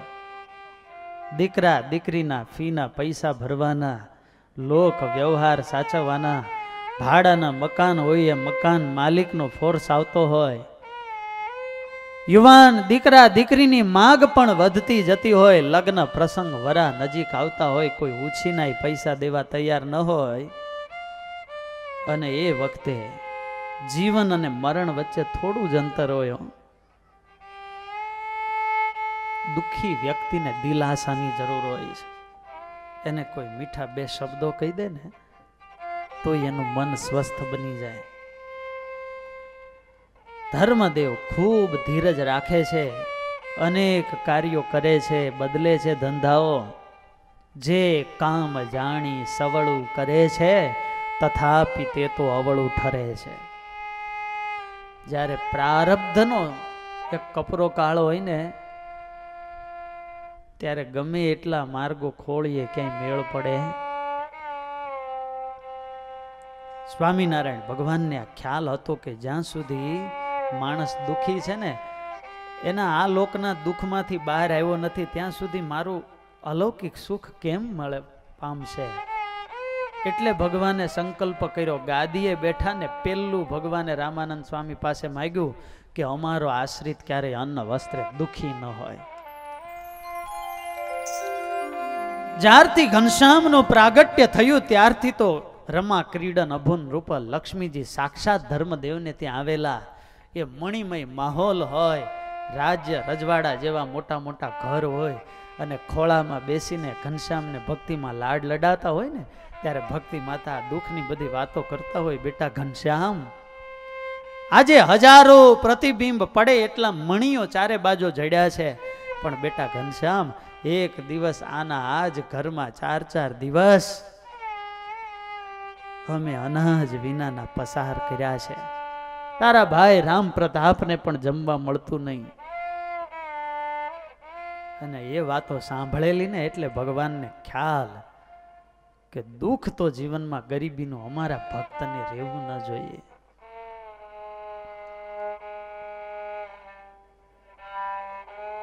અત્યાર સુધી તો ધીરજ રાખી પણ પતિદેવની સેવા પણ થાય નહીં, એટલે ભક્તિની ધીરજ ખોટી છે. અને ભક્તિ માતા ધ્રુસકે ને ધ્રુસકે રડવા લાગ્યા. ધર્મદેવ ભક્તિ માતાની પાસે આવીને કહેવા લાગ્યા, દેવી દેવી ધીરજ રાખો. વિશ્વના કલ્યાણને માટે અસાધારણ વિભૂતિનું જો આ ભૂમંડળની અંદર અવતરણ કરવું હોય, ભગવાનને જો આ લોકની અંદર લાવવા હોય ને તો દેવી એના માટે આપણે તો ધીરજ રાખવી પડશે. ભગવદ અવતરણ જેવા વિરાટ કાર્યની અંદર દરેકે પોતાના ભાગનું બલિદાન આપવું જોઈએ. ભગવાનની ઈચ્છા છે આપણા માટે દુઃખ લેખા છે તો આપણે સહન કરવા જોઈએ. સુખ દુઃખ દુનિયામાં સર્વને શીશ આવે, સ્થિતિ સરખી સદા તો કોઈની ના રહાવે. વધ ઘટ દિન માને સૂર્ય જો માસ બારે, વિષમ સમય જાણી સુગન તો ધૈર્ય ધારે. દુઃખનું ઓસડ દાડા દેવી આપણે ધીરજ રાખવાની છે. ધીરજ રાખે ને બધાય સારાવાના થઈ જાય. અને વાલા ભક્તજનો, આ કથામાંથી બહુ શીખવા જેવું છે. માણસ માત્રને સુખ જોઈએ છે, પણ ધાર્યું થાય છે? આ સૃષ્ટિ છે ને એ હંમેશા બે તત્વની બનેલી છે. સૃષ્ટિ છે એની ભગવાને એવી રચના કરી છે કે એના નિયમો ને સિદ્ધાંતો પ્રમાણે ચાલે છે. આ સૃષ્ટિ દ્વંદ્વથી ચાલે છે, પ્રકૃતિ અને પુરુષ, દિવસ અને રાત્રિ. એક સિક્કો હોય તો એની બે બાજુ હોય, ઉપર અને નીચે, પેટ અને વાસો. ત્યારે વાલા ભક્તજનો, આ સૃષ્ટિનું અપરિવર્તનીય કોઈ સત્ય હોય તો એ છે સુખ અને દુઃખ. જેમ સુખ આવે છે એમ જ જીવનની અંદર દુઃખ આવે છે. બસ સુખ અને દુઃખની સાયકલ ચાલે છે. સુખ અને દુઃખના સંસારની વચ્ચે જો સ્થિરતાથી જીવતા આવડી જાય તો એ જીવન જીવતા આવડ્યું કહેવાય. સુખની અંદર ભગવાનનો ભક્ત ક્યારેય છકી ન જાય અને દુઃખની અંદર દુઃખી ન થાય.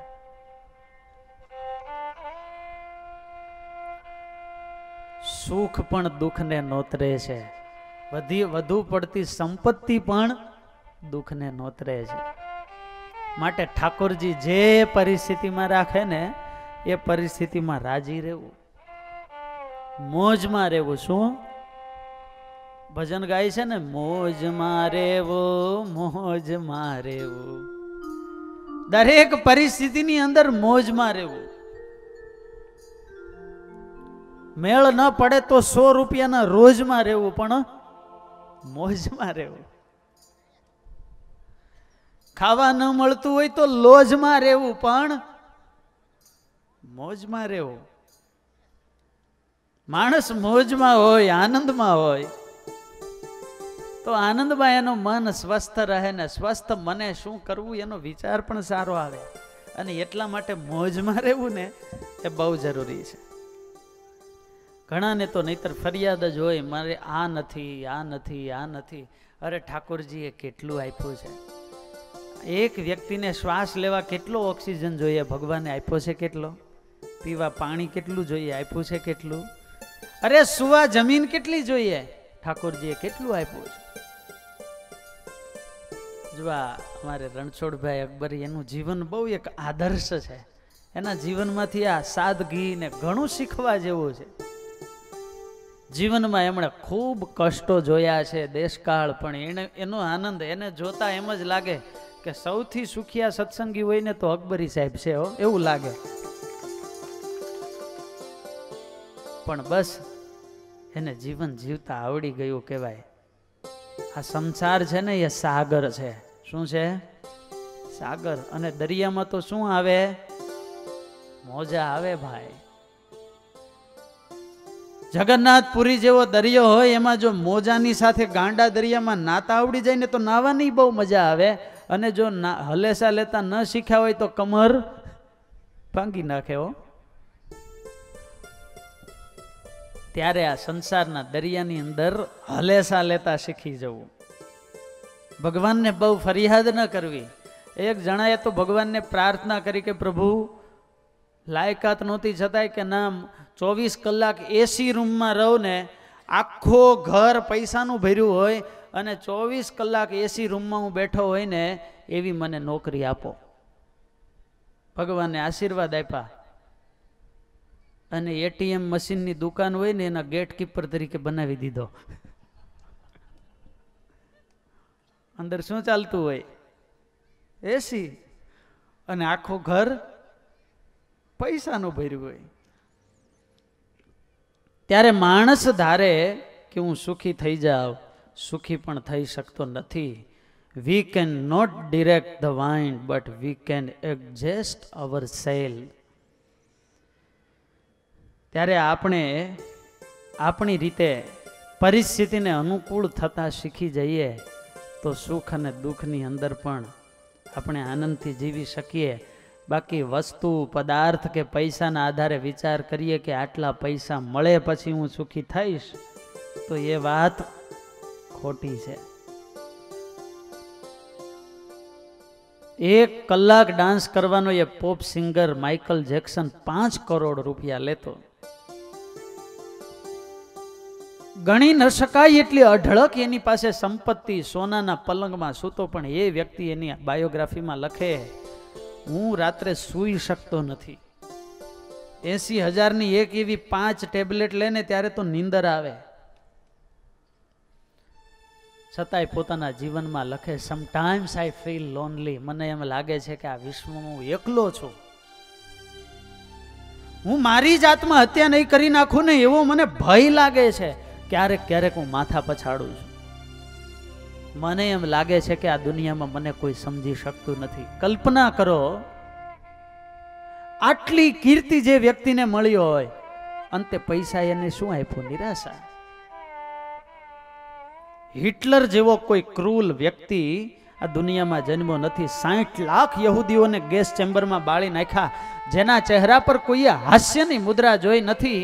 પણ એ હિટલર માટે ચાર્લી ચેપ્લિને એક મૂંગી ફિલ્મ બનાવી અને એ જોઈને એ હિટલર પણ ખડખડાટ હસી પડ્યો.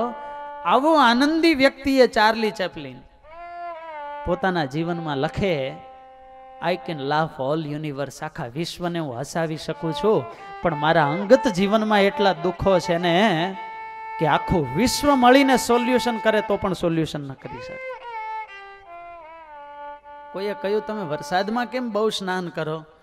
ચાર્લી ચેપ્લિને સુંદર જવાબ આપ્યો, હું વરસાદમાં નાવાનું પસંદ એટલા માટે કરું છું કે કોઈ મારા આંસુડા ન જોઈ જાય. ત્યારે સુખ જો પૈસાથી, કીર્તિથી, સદગુણથી મળતું હોય તો બધાને મળી જવું જોઈએ. એ બાબતમાં મોટા મોટા પણ નિરાશ થયા છે. માટે વાલા ભક્તજનો, સુખ છે ને એ સમજણની અંદર છે. જેની સમજણ ઊંચી અને સુખ ઊંચું. ઘરમાં કંઈ હોય કે ન હોય એની કોઈ વાત નથી. આપણી પાસે સમજણ કેટલી છે એના આધારે. શું હતું નરસિંહ મહેતાની પાસે? કરતાલ. કરતાલ આપજો ભાઈ હરિભક્તોને બધાય. નરસૈયાને યાદ કરીએ ને થોડી વાર. એ નરસૈયાના ઘરની સંપત્તિ એટલી કે ઉંદરડાને પણ ઉપવાસ પડે. સમજાય છે ને? ઉંદરડો પણ નિરાશ થઈને પાછો ફરે, એને કોઈ ખૂણે કઈ ખાવા ન મળે. 20 ફૂટનો વાસડો ઘરમાં ફેરવો ક્યાંય ભટકાય નહીં, એટલું ફર્નિચર. નાગર બ્રાહ્મણ છતાંય હરિજન વાસમાં રહેવું પડે, આટલો નાતનો વિરોધ. કેટલી પ્રકારના પડકાર એના જીવનમાં, છતાંય એની સામે જુએ આનંદ. સંપત્તિ શું? હે ગરથ મારું ગોપી ચંદના ને તુલસી હે મનોહાર. ગરથ મારું ગોપી ચંદના ને તુલસી હે મનોહાર. સાચું નાણું મારે સાંભળો રે, હે મારે દોલતમાં, હે મારે દોલતમાં જાંજ પખવાજ રે શામળા ગીરધારી. હે મારે દોલતમાં જાંજ પખવાજ રે શામળા ગીરધારી. હે મારે હોંડે સ્વીકારો મહારાજ રે શામળા ગીરધારી. મારે હોંડે સ્વીકારો મહારાજ રે શામળા ગીરધારી. મારી હુંડી શામળિયાને હાથ રે શામળા ગીરધારી. મારે હોંડે શામળિયાને હાથ રે શામળા જય હો. ગીરધારી.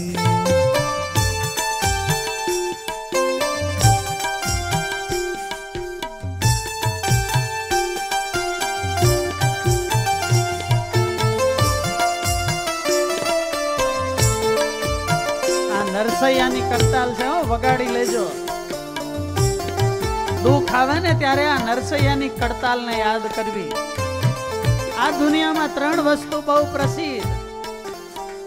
એક તો નરસૈયાની કડતાલ, બીજું ગાંધીજીની હડતાલ અને ત્રીજું સ્વામિનારાયણનું મારી હુંડે સ્વીકારો મહારાજ રે શામળા ગિરધારી. મારી હુંડી સ્વીકારો મહારાજ રે શામળા ગિરધારી. હાથમાં કરતાલ હોય ને એ નરચૈયો નાચતો નાચતો જુનાગઢની બજારમાં જતો હોય, એનો આનંદ જોતા એમ લાગે કે વિશ્વના ટોપ 10 ધનિકમાં બિલ ગેટ્સ ને વોરન બફેટ ને એમેઝોન પછી આનું નામ આવી ગયું લાગે છે. હે રેવાને નથી જો પડો, વળી જમવા નથી જુવાર. હરે હરે બોલજો અને મોજ ચડે તો ઊભા થજો થોડી વાર. હે રેવાને નથી જો પડો, વળી જમવા નથી જુવાર. બેટા બેટી વધાવળાવ્યા રે, મેં તો વળાવી ઘર કેરી નાર રે શામળા ગિરધારી. મેં તો વળાવી ઘર કેરી નાર રે શામળા ગિરધારી. હે મારી હુંડે સ્વીકારો મહારાજ રે શામળા ગિરધારી. હે મારી હુંડી સ્વીકારો મહારાજ રે શામળા ગિરધારી.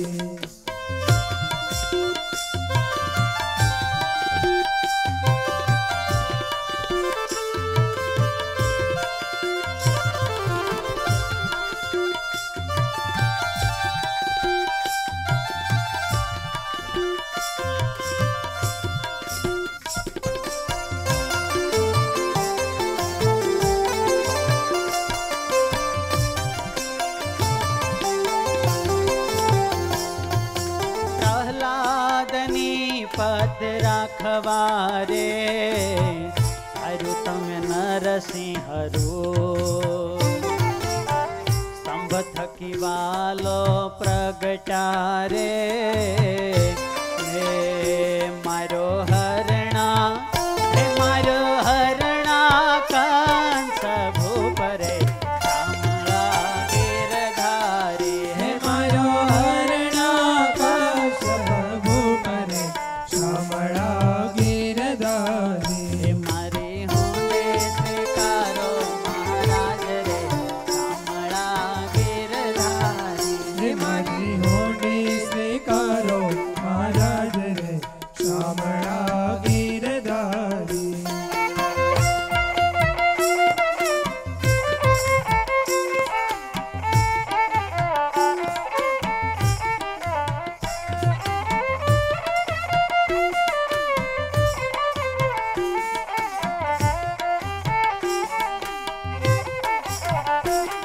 હે રાણાજીએ રઢ કરી રે મીરા કે રે કારના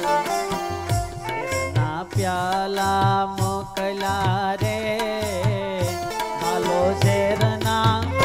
વાલો ઝેરના જારણ હાર રે શામળા ગિરધારી. હે વાલો ઝેરના જારણ હાર રે શામળા ગિરધારી. હે મારી હુંડે સ્વીકારો મહારાજ રે શામળા ગિરધારી. હે મારી હુંડી સ્વીકારો મહારાજ રે શામળા ગિરધારી. હે મારી હુંડે શામળિયા ને હાથ રે શામળા ગિરધારી. હે મારી હુંડી શામળિયાને હાથ રે શામળા ગિરધારી.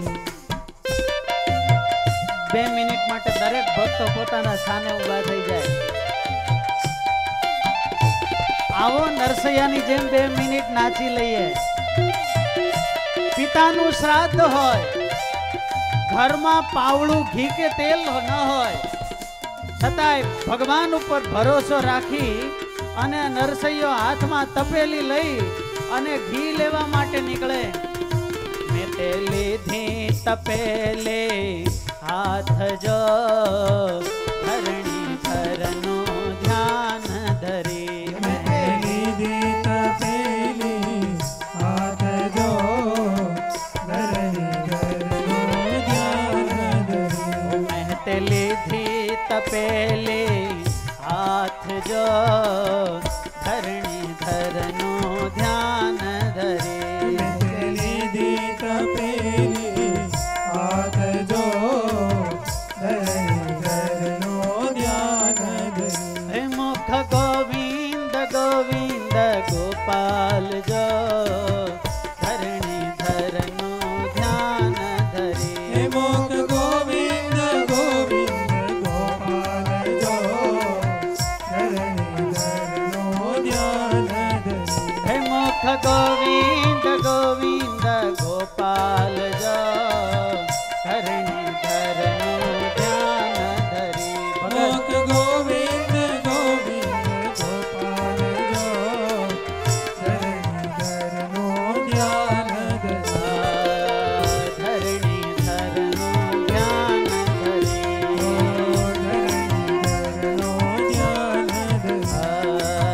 ધરણી ધરનું ધ્યાન ધરી. ધરણી ધરનું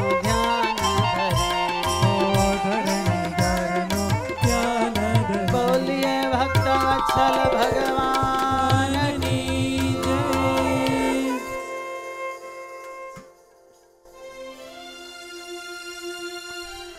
નરસૈયાના જીવનની અંદર સમજણ હતી ને ભગવાન ઉપર ભરોસો હતો,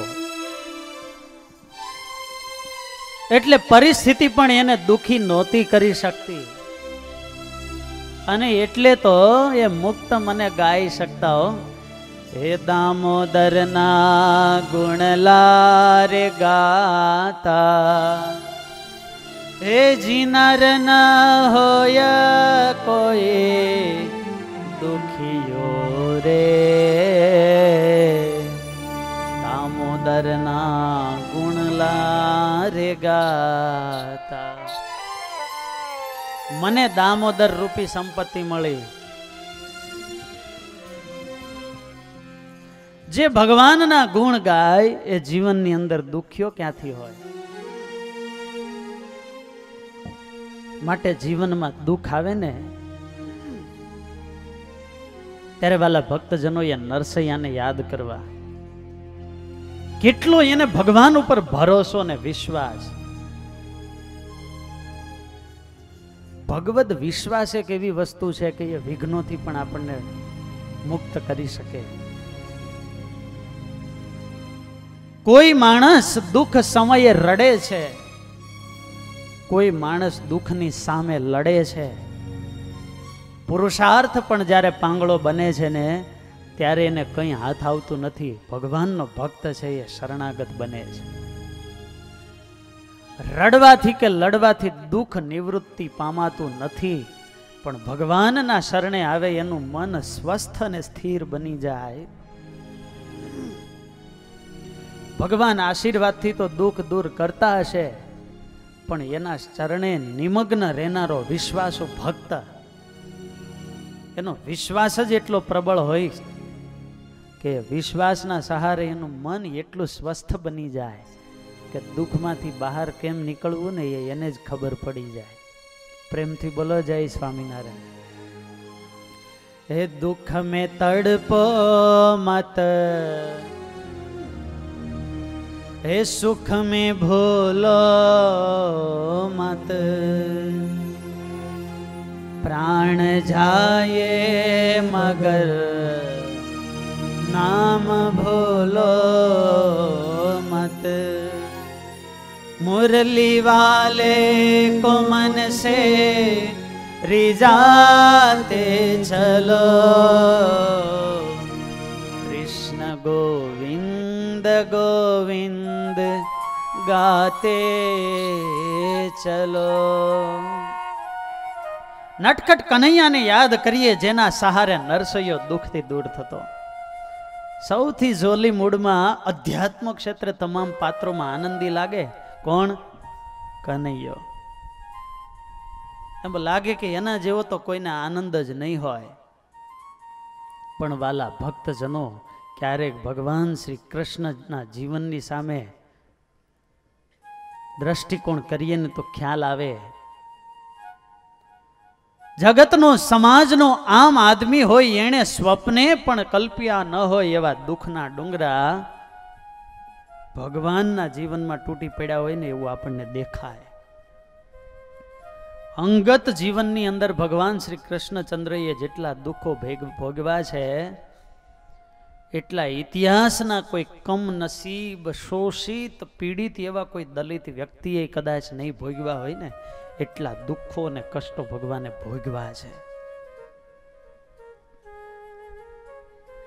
ભગવાનના કૃષ્ણ ચરિત્રોને થોડી વાર ઉડતી નજરે જોઈએ, રિવાઇન્ડ કરીએ, આપણને ખ્યાલ આવે કે એના જીવનમાં કેટલા દુઃખ આવ્યા છે. પહેલું, એનો જન્મ ક્યાં થયો?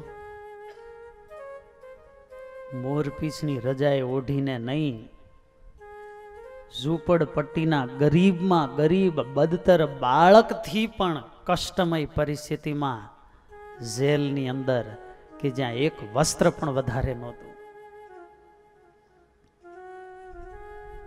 જન્મતા વેતીએ ખોબા જેવા બાળકને સુવાળી શૈયા મળવાને બદલે વરસતા વરસાદે ટોપલામાં રાતોરાત જવું પડ્યું. કલ્પના કરો, ઉછેર ક્યાં થયો?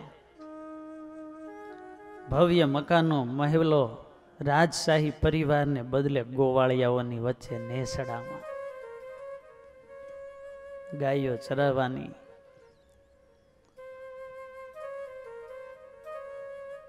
અને એક સામાન્ય બાળક જેવું બાલ્ય જીવન પણ ન મળ્યું હોય ને, જાણે અન્યાય ભગવાન સાથે થયો હોય એવું લાગે. ખેલવા કૂદવાની ને આનંદની અવસ્થાની અંદર નિત્ય નવા અસુરોનો પડકાર અને સામનો કરવો પડ્યો છે. એના થકી વ્રજવાસીઓની રક્ષા કરવી પડી છે. જે સમયે માતા પિતાનું વાલ ભર્યું વાત્સલ્ય મેળવવાનું હોય અને એ અવસ્થાની અંદર અવસ્થા કરતા પણ આગળની જવાબદારીઓ કૃષ્ણ ઉપર આવી ગઈ છે. અને એ જવાબદારીનું વહન કરવાનું, બધાનું ધ્યાન રાખવાનું, છતાંય બદનામીના કેટલાય ટાઇટલ એના શિરે તો વળગેલા જ હોય. જન્મજાત શ્યામ રંગ એટલે કાળિયા તરીકે કાયમીની પ્રસિદ્ધિ. ગોપીઓના પ્રેમનું પોષણ કરવા જાય તો એવા આ લોકની ખરાબ દ્રષ્ટિના શિકાર પણ બનવું પડે ને એવા પણ શબ્દો એના માટે વપરાય. તોફાની બાળક છે, એની વડચડ મળી ઇન્દ્રની જોહુ કમીની સામે ગ્રામનું સંગઠન કરી અને ગોવર્ધન પૂજા કરાવીને વળી ઇન્દ્ર કોપાયમાન થયા ને વ્રજવાસીઓની રક્ષા કરી. જે બાલ્ય અવસ્થાની અંદર રંગીન સ્વપ્નાઓ જોવાના હોય એ અવસ્થાની અંદર એક પછી એક અસુરોને કેમ મારવા એની વ્યૂહ રચનાઓ ઘડવામાં જ ભગવાનનું બાલ્ય જીવન પૂર્ણ થઈ ગયું. જન્મતા વેત માતા પૂતના માસી પૂતના આવી શકટાસુર, વ્યોમાસુર, તૃણાવર્ત, વત્સાસુર, બકાસુર, અઘાસુર, ધેનુકાસુર, કેટલાય સુર. મામાને હેત બહુ ને ભાણાભાઈમાં, એટલે નવા નવા રમકડા મોકલ્યા જ કરે. પણ ભાણાભાઈ એટલા પાવરદા, મામા ગમે એવું રમકડું મોકલે ફોલ્ડિંગ કરી નાખે હો.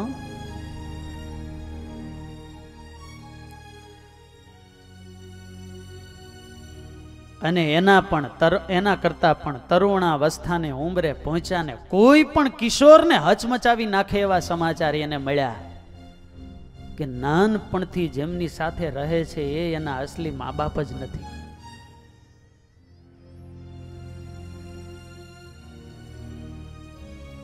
કાયમને માટે કૃષ્ણને પોતાના બાળ સખાઓને છોડવા પડ્યા અને ભગવાન મથુરા આવ્યા. પોતાના સગા મામા એવા કંસની હત્યા કરવી પડી અસલી પરિવાર મળ્યો, ઘડી બે ઘડી મિલન થયું. ત્યાં ઉગ્રસેનને રાજપાટ છોડી આપી અને એક સામાન્ય બાળકની જેમ શિપ્રાને કિનારે સાંદીપનીના આશ્રમની અંદર એક ઋષિ જીવન જીવીને વિદ્યાભ્યાસ કર્યો. ગુરુ આજ્ઞાથી લાકડા કાપવા જાય, સેવાઓ કરે ને હજુ પરિશ્રમનો એ પરસેવો સુકાય ન સુકાય ત્યાં તો કંસના સસરા એવા જરાસંધના કોપનો ભોગ બન્યા. જેવા ભગવાન મથુરા નરેશ બન્યા. કંસની બંને પત્નીઓ અસ્તિ અને પ્રાપ્તિ, એના પિતા જરાસંધ એણે બદલો લેવા માટે ભારત વર્ષના રાજાઓનું સંગઠન કરીને મથુરા ઉપર આક્રમણ કરે. ભગવાનને ખ્યાલ કે આ તો મફતનો આપણો એજન્ટ છે, આખા ભારતમાંથી બધા અસુરોને ભેળા કરીને લાવે છે, એટલે ભગવાન એને એકને છોડી દે, બીજા બધાને મારી નાખે. 18 વાર યુદ્ધ થયું અને પછી ભગવાનને માટે પણ એક એવા દુઃખના સમાચાર કે જે પ્રજાની રક્ષાને માટે ભગવાન મથુરા નરેશ બન્યા, રાત્રિ દિવસ જેની સુખાકારીની ચિંતા કરી, એ જ મથુરાની પ્રજાએ જાકારો આપ્યો કે આ જરાસંધ આપણા પર આક્રમણ કરે છે, એનું કારણ માત્ર ને માત્ર આ કૃષ્ણ ને બળવાન છે, માટે તમે મથુરા છોડી દો. અને સ્વયં પોતે એ મથુરાનું રાજ્ય છોડીને ભગવાન કાળ યવનની પાછળ એ રણ છોડીને ભાગ્યા. મુચકુંદ ઋષિ દ્વારા કાળ યવનનો નાશ કરાવ્યો અને ગુજરાતની અંદર ભગવાને દ્વારિકા નગરી વસાવી. પેલા વતનના મિત્રો ગુમાવ્યા, પછી વતનની માટી પાણી હવા પણ ગુમાવ્યા અને દ્વારિકામાં આવ્યા. કોઈ દ્વારિકાનું પદ સ્વીકાર્યું નહીં ને પિતા વસુદેવને દ્વારિકાના રાજા બનાવ્યા. યુવાન અવસ્થા આવી. યુવાનને તો પછી રંગીન સ્વપ્ન જવાના હોય, લગ્ન હોય, સુખેથી લગ્ન પણ કર્યા નથી. રૂકમણીના લગ્ન કેવી રીતે થયા? સૈનિકો વચ્ચેથી ભગવાન એને બારોબાર લઈ આવ્યા. સત્યભામાને મળવા માટે લગ્ન કરવા ગયા, પણ સેમંતક મણીની ચોરીનું આળ ભગવાન ઉપર આવ્યું. સગા દીકરા પ્રદ્યુમ્નને નાનપણથી શંબરાસુર ઉપાડીને લઈ ગયો હોય, યુવાન અવસ્થામાં સગા દીકરાનું મુખ જોવાનું મળે.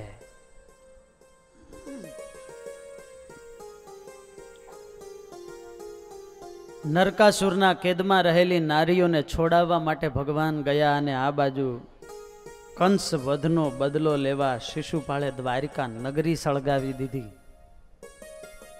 બીજી વાર દ્વારિકા વસાવીને આ બધું કરી રહ્યા ત્યાં તો ફઈના દીકરાઓ પાંડવો મોટા થઈ ગયા અને બધી જવાબદારી ભગવાને માથે ઉપાડી.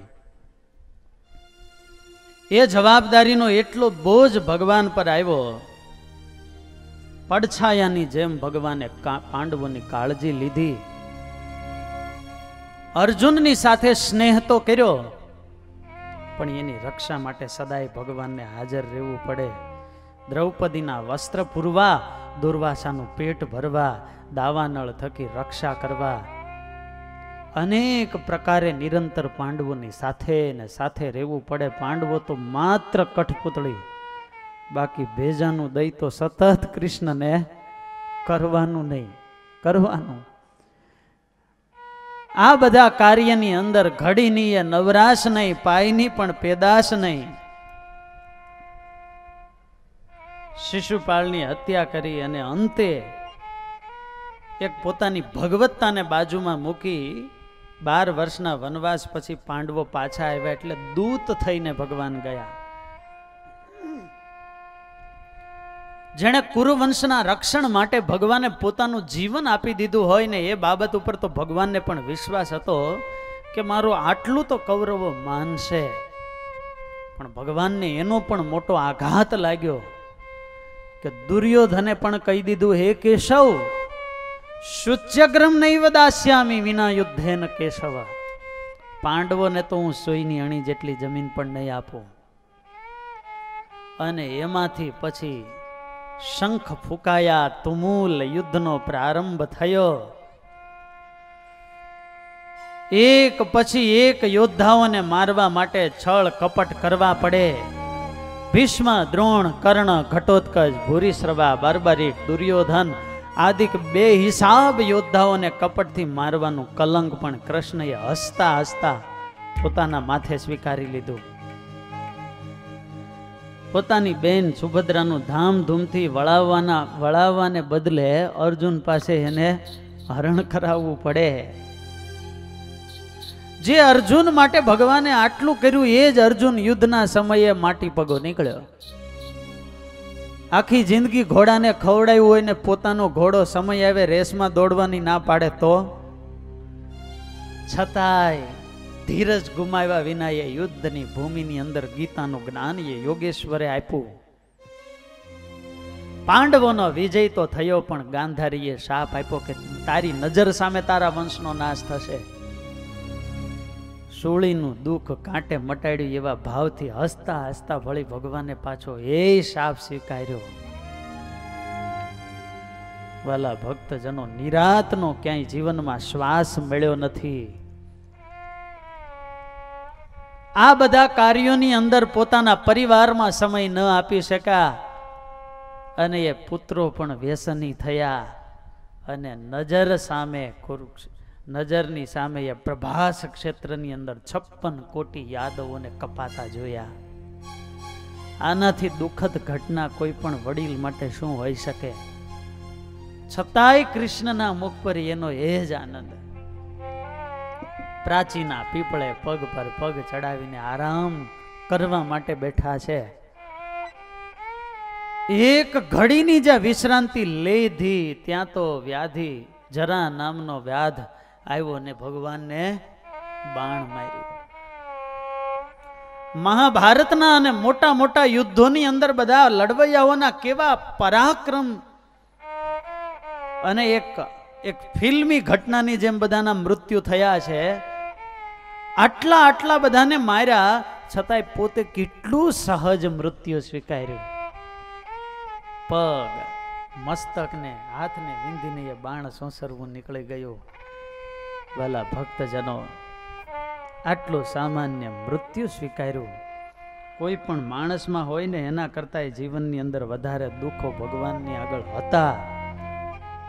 છતાં એ પોતે વાંસની ફાંસ ખાધી અને પોતે તો મધુરી બાંસુરીના સૂરો છેડ્યા અને જગતને એક આનંદનો સંદેશ આપ્યો. અને એટલા માટે જીવનમાં દુઃખ આવે ને ત્યારે ભગવાનને સંભાળવા 14 વર્ષ સુધી એ રાઘવ વનમાં ભટકતા હોય. આગળ આવશે નીલકંઠ પ્રભુની વન વિચરણની કથા. કેટલા કષ્ટો સહન કર્યા છે. ધર્મદેવ ધીરજ આપે છે, દેવી તમે ધીરજ રાખો. પિતા બાલ શર્માના વચન યાદ આવ્યા છે કે સંકટ સમયે સમીર સૂતને સંભાળજો.